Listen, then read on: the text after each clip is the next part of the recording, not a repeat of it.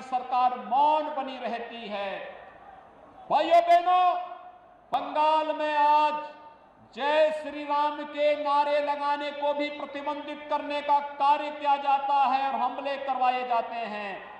लेकिन मैं बंगाल की सरकार से कहना चाहता हूं, मैं ममता दीदी जी से अनुरोध करना चाहता हूं, एक सरकार कभी उत्तर प्रदेश में थी जो अयोध्या में राम भक्तों पर गोली चलाती थी।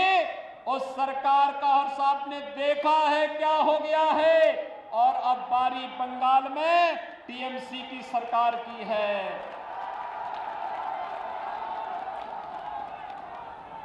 जो भी राम का द्रोही है, याद रखना, मालदा की धरती से ही मैं इस बात को कह रहा हूं, होली आने वाला है अभी कुछ ही दिनों के बाद, और कभी उस कालखंड में भी कुछ लोगों ने भगवान विष्णु और राम का नाम लेने को प्रतिबंधित किया था। होली के अवसर पर हम लोग क्या कहते हैं उसको। और मित्रों, आज बंगाल के अंदर एक बार फिर से जय श्री राम के नारे को प्रतिबंधित करने का कार्य किया जा रहा है। लेकिन याद रखना, भारत की जनता राम के बगैर कोई काम नहीं करती है। जब आपस में मिलती है तो राम राम कहती है, घर में कोई काम होता है तो राम नाम का जप करती है, और जब किसी परिजन की अंतिम यात्रा भी निकालती है तो फिर राम नाम सत्य है के साथ ही उस यात्रा को भी आगे बढ़ाने का कार्य करती है।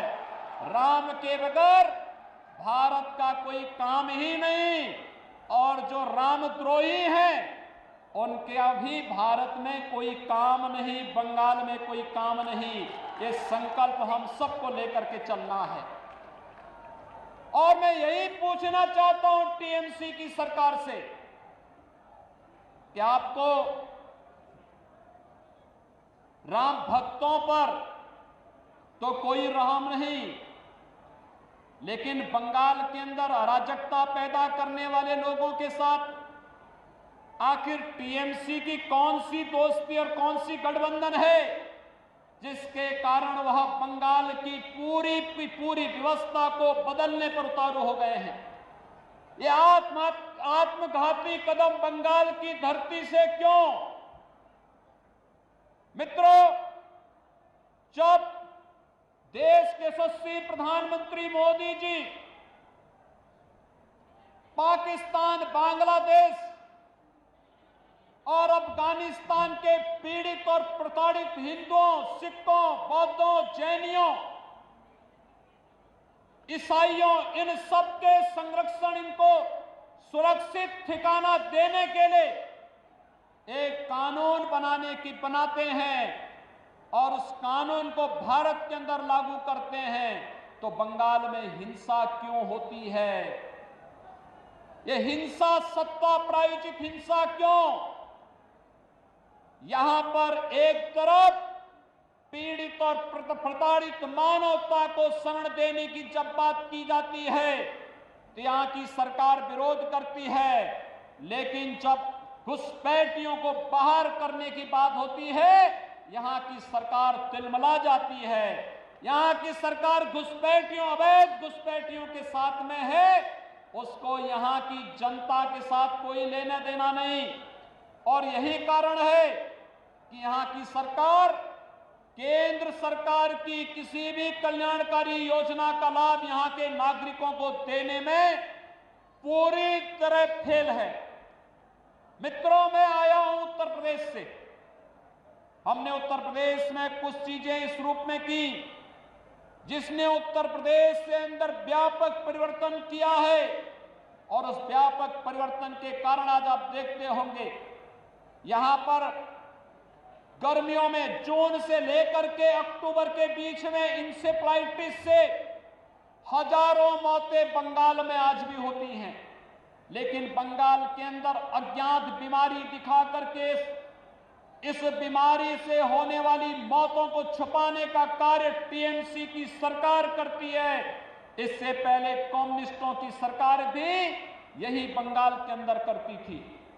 लेकिन हम लोगों ने प्रधानमंत्री मोदी जी के अनुकंपा और उनकी कृपा से स्वच्छ भारत मिशन के अंदर हर एक गरीब परिवार के घर में एक एक शौचालय बना दिया, हर एक घर तक शुद्ध पेयजल उपलब्ध कराने की व्यवस्था की।